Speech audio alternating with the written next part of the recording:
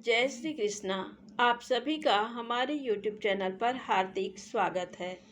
आज सुने बक्ष बारस व्रत की पौराणिक कथा।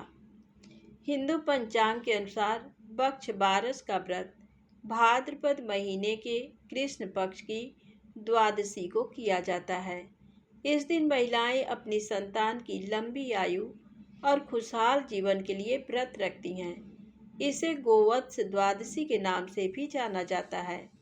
ये व्रत उन महिलाओं के लिए भी खास होता है जो संतान प्राप्ति की इच्छा रखती हैं। गोवत्स द्वादशी या बक्ष बारस के दिन गाय और बछड़े की पूजा की जाती है। साथ ही बक्ष बारस की कहानी सुनी या पढ़ी जाती है। तो आइए जानते हैं बक्ष बारस की पौराणिक कथा। एक साहूकार था जिसके 7 बेटे थे। एक बार साहूकार ने एक तालाब बनवाया, लेकिन 12 वर्ष तक भी वह तालाब नहीं भर सका। इससे परेशान होकर साहूकार कुछ विद्वान पंडितों के पास गया और उसने पूछा कि इतने दिन हो गए लेकिन मेरा तालाब क्यों नहीं भरता है। तब पंडितों ने कहा कि तुम्हें तुम्हारे बड़े बेटे या बड़े पोते की बलि देनी होगी, तभी ये तालाब भरेगा। साहूकार ने पंडित की बात मानकर अपनी बड़ी बहू को पीहर भेज दिया। साहूकार की बड़ी बहू हमेशा बक्ष बारस का व्रत करती थी।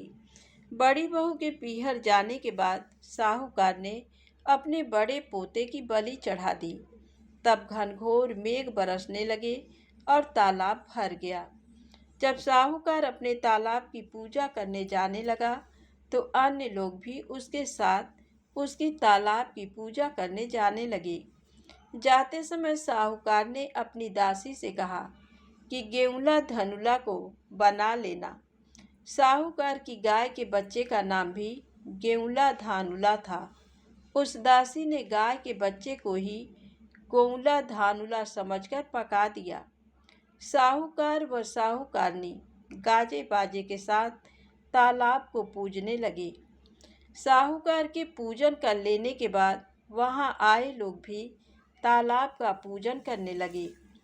उसी समय जिस पोते की बलि दी गई थी वह वहां गोबर में लिपटा हुआ मिला और आकर कहने लगा कि मैं भी तालाब में कूदूंगा।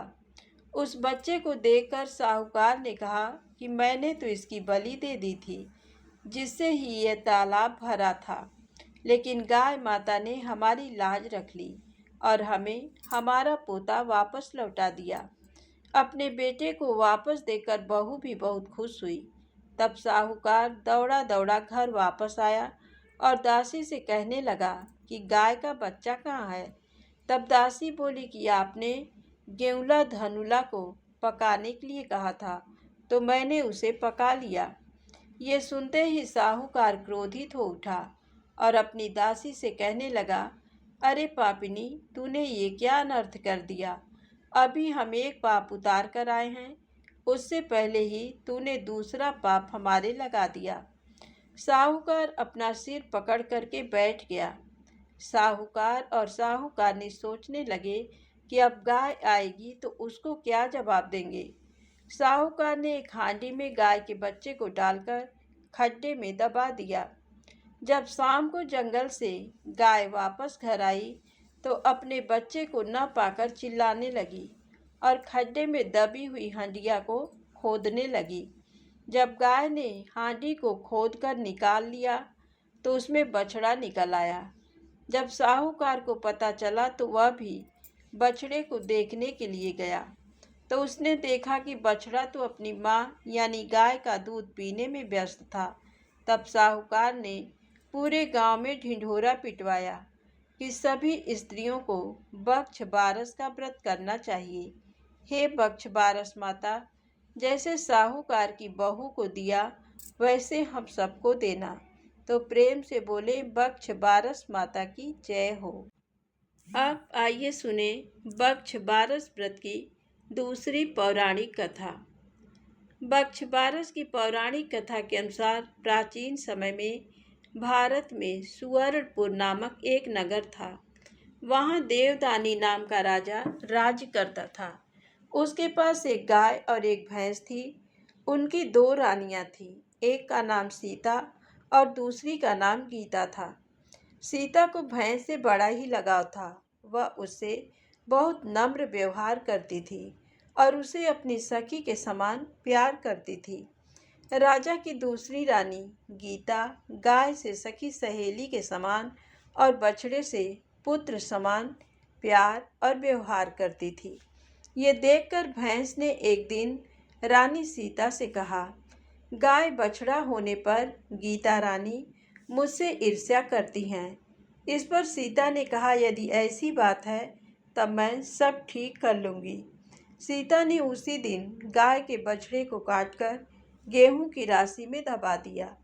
इस घटना के बारे में किसी को कुछ भी पता नहीं चलता, किंतु जब राजा भोजन करने बैठा तभी मांस और रक्त की वर्षा होने लगी। महल में चारों ओर रक्त तथा मांस दिखाई देने लगा। राजा की भोजन की थाली में भी मल मूत्र आदि की बास आने लगी। ये सब देखकर राजा को बहुत चिंता हुई। उसी समय आकाशवाणी हुई, हे राजा, तेरी रानी ने गाय के बछड़े को काटकर गेहूं की राशि में दबा दिया है। इसी कारण ये सब हो रहा है। कल गोवत्स द्वादशी है, इसलिए कल अपनी भैंस को नगर से बाहर निकाल दीजिए और गाय तथा बछड़े की पूजा करें। इस दिन आप गाय का दूध तथा कटे फलों का भोजन में त्याग करें। इससे आपकी रानी द्वारा किया गया पाप नष्ट हो जाएगा और बछड़ा भी जिंदा हो जाएगा। अतः तभी से गोवत्स द्वादशी के दिन गाय और बछड़े की पूजा करने का महत्व माना गया है तथा गाय और बछड़ों की सेवा की जाती है। तो प्रेम से बोले, गौ माता की जय हो। अब आइए सुने गोवत्स द्वादशी की तीसरी पौराणिक कथा।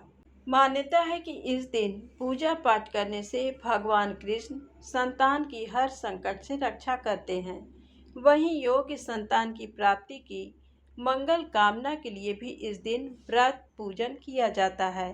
भविष्य पुराण के अनुसार इस व्रत के प्रभाव से व्रती सभी सुखों को भोगते हुए अंत में गौ के जितने रोए हैं उतने वर्षों तक गोलोक में वास करता है।